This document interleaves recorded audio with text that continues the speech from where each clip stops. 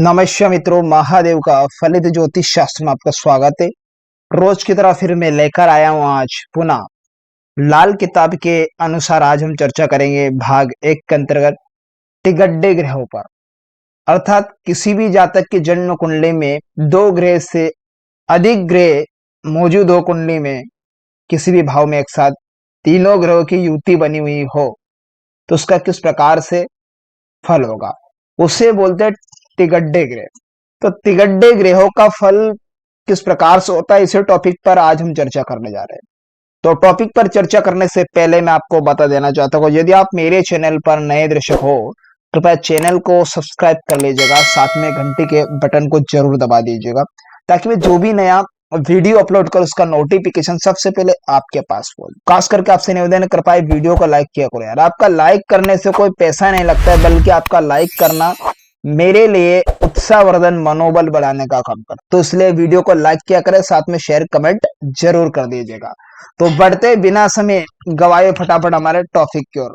जैसे कि आप स्क्रीन पर देख पा रहे होंगे, फ्लादेश है यहाँ पर के ग्रे मुश्तरका, अर्थात 2 से ज्यादा ग्रे एक साथ बैठे हो, किसी भी भाव में इकट्ठे बैठे हो, तो उसका फल कैसा होगा।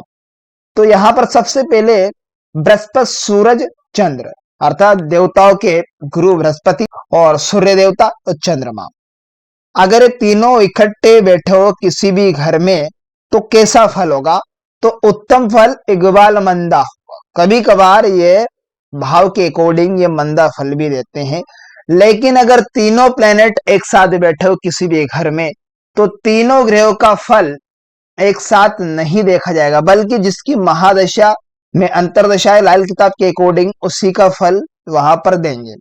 लेकिन शुभ कंडीशन में तीनों की वैदिक कुंडली के अकॉर्डिंग या लाल किताब की कुंडली के अकॉर्डिंग प्रत्यंतर दशा के हिसाब से अगर आते हैं, शुभ कंडीशन में बैठे हैं, तो यहाँ पर तीनों का फल पॉजिटिव ही होगा। लेकिन जिसकी महादशा लाल किताब के अकॉर्डिंग मैं बात कर रहा हूं, अंतरदशा शुभ हो, तो इन दोनों प्लेनेटों में मान लीजिए सूर्य बृहस्पति की महादशा अंतरदशा है लाल किताब के अकॉर्डिंग, तो यहां पर क्या होगा, इन दोनों प्लेनेट अगर ये शुभ कंडीशन में उस भाव में, भाव के हिसाब से शुभ है, लो के हिसाब से लाल किताब के, तो शुभ परिणाम देंगे जातक को। तीनों एक साथ नहीं देंगे, बल्कि अगर तीनों ही शुभ कंडीशन में बैठे हो, तीनों की प्रत्यंतर दशा वैदिक के हिसाब से या महादशा शुभ कंडीशन में है लॉ हिसाब से लाल किताब की, तो तीनों का फल उत्तम होगा। तो ऐसी कंडीशन में क्या होगा कि उत्तम फल इकबाल मंदा होगा, कभी कभार मंदा फल भी होगा, उत्तम भी होगा। ताजिर अहले कलम, जिससे दूसरों को भी फायदे पहुंचे, बजेरिया ठोस हजार माल साथियों को भी माल साथियों को भी तारता जावे। अब यहां पर क्या है, अगर ये तीनों प्लेनेट शुभ कंडीशन में किसी भी भाव में हो, तो उत्तम फल देंगे तीनों ग्रह। ऐसा त्रिग्रह जो जातक होगा, 3 ग्रह बैठे हो तिगड्ढे, तो जातक क्या होगा, कलम का धनी होगा। कलम का धनी अहले कलम, जिससे दूसरों को भी फायदा पहुंचे, मदद करने वाला, और ठोस सामान का व्यापारी होगा। ठोस सामान का व्यापारी, ऐसे करने ठोस हजार माल साथियों को भी तारता होगा, तो अपने साथियों को सहायता भी करता जाएगा। यहाँ पर ये सहायता अगर कहीं ना कहीं इकबाल मंदा हो, कभी ये नेगेटिव भी हो, मंदी कंडीशन में बैठे हो, एक आशुभ अलग होता है, मंदा भाव अलग होता है, ये 2 कंडीशन होती है लाल किताब की। तो अगर आशुभ हो, मंदे भाव में चल रहे हो तीनों प्लेनेट, तिगड्डे ग्रहों में से कोई भी 1 या 2 प्लेनेट, तो ऐसी कंडीशन में क्या होगा, या विपरीत फल दे रहा हो, तो उस समय उपाय करना हमें बेहद जरूरी होगा तिगड्डे ग्रहों का। नेक्स्ट तिगड्डे ग्रहों की चर्चा करें, बृहस्पति और सूरज शुक्र। बृहस्पति और सूर्य शुक्र देवता अगर तीनों इकट्ठे हो किसी भी घर में हो, तो जातक का भाग्य उससे उसके विवाह के दिन से जागता है। शुक्र की यहां पर होती है कि शुक्र की मुतल का आशा कारोबार, आशा चीजें सामग्री, शुक्र से संबंधित जो सामग्री कारोबार, शुक्र से रुई से रिकलेट कर लीजिए, स्त्री से सौंदर्य आभूषण, और यहाँ पर जनरल स्टोर भी डाल सकते हो, उससे संबंधित, शुक्र से संबंधित। तो रिश्तेदार जो संबंधित जो शुक्र का फल भी क्या होगा, नेक होगा। और क्या होगा, और शादी के दिन से किस्मत जागेगी। औरत भी रंग का स्वभाव, किस्मत से ताल्लुक, हर तरह उत्तम साफ नेक अर्थात शुभ उत्तम फल होगा, उम्दा फल होगा। अब यहाँ पर क्या है कि जो भाग्य जागता है, जातक का विवाह के बाद में उसका भाग्य जागेगा। क्लियर। अब जातक की पत्नी एक क्या होगा, मिलनसार होगी, प्रेमी होगी, एक दूसरे से प्रेम बढ़ाने वाली होगी, अच्छे स्वभाव वाली होगी, साथ निभाने वाली होगी, बुरे समय में भी उसका साथ देने वाली स्त्री होगी, भाग्यवान स्त्री होगी, और जातक भाग्यवान होगा। तो ये बृहस्पति, सूर्य, शुक्र तीनों तिगड्डे ग्रह किसी भी भाव में उत्तम अवस्था में बैठे हो तो ये इसका फल होगा इन ग्रहों का। अगर मान लीजिए मंदी कंडीशन में हो, कुंडली में मंदा फल चल रहा, मंदे चल रहे हो या इसके विपरीत असर दे रहा है, तो उन ग्रहों का उपाय करना चाहिए।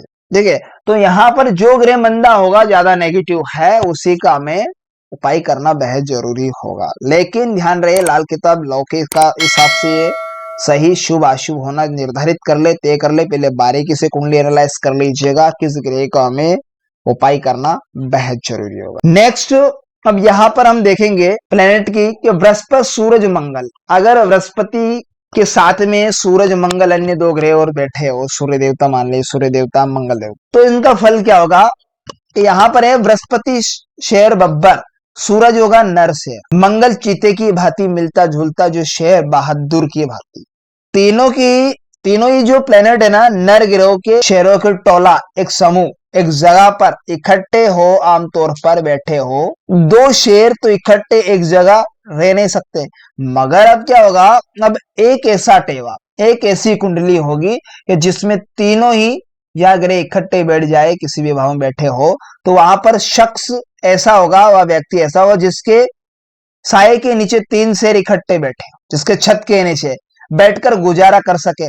अगर कोई एक शेर को सवारी करने की ताकत मिल जाए ना, एनर्जी, तो ताकत का मालिक हो, तो वह तीनों शेरों का सवार हो जाएगा। यानी कहने का मतलब, या एक ही वक्त में तीनों शेरों को इकट्ठा करके या इकट्ठा जोत कर सवारी करता होगा, तीनों का फल अच्छा उम्दा होगा, तो वह बड़ी उत्तम, वो नेक किस्मत वाला मालिक होगा। उसे सूरज, सूर्य देवता, उसके बाप दादा यानी बृहस्पति, ये बड़े भाई ताया यानी मामू, ये मंगल का कनेक्शन में हिम्मत होगी, अच्छा फल होगा। वे तीनों शेरों या शेर बहादुर मर्दों को एक ही साथ से मार सके या नीचा दिखा सके, तो ये दुनियावी ताल्लुक जो संबंध होगा दुनियादारी से, संसार से, दुनिया से, तो उनका कम से कम खूनी की सजा यानी फांसी देने का अख्तियार होगा ना, उसका तांबा भी सोना बन जाए, तो तीनों ही ग्रहों को हर तरफ और हर तरह से उत्तम फल का उत्तम फल होगा, उत्तम और उत्तम फल तीनों।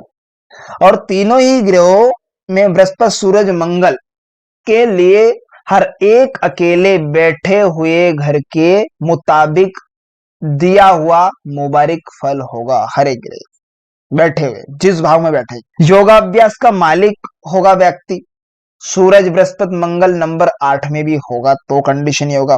अब ऐसे में क्या होगा कि इनका जन्म कुंडली में किसी भी घर में इकट्ठे बैठ गए, तो व्यक्ति अपने आप में क्या होगा, जन्म कुंडली को कारगर करना इनके हाथ में होगा। इन प्लेनेट अक्सर जन्म कुंडली के एक ही घर में अगर दो इकट्ठे नहीं होते ना, तो लेकिन ऐसी जन्म कुंडली भी होती है बहुत सारी, ऐसा टेवा भी होगा कि जहां या तीनों एक ही घर में रहते हुए भी उसे बृहस्पति बाबा यानी दादा, पिता का कारक, मंगल भाई, ताया, मामा का मित्र से संबंधी भी होता है मंगल का, सूर्य पिता का कनेक्शन, तीनों का सहयोग प्राप्त होगा। यहाँ जातक इतना प्रभावशाली होगा, शक्तिशाली होगा कि ऐसा व्यक्ति क्या होगा, ऐसा व्यक्ति क्या होगा, अधिकार संपन्न होता है, मालिक होगा।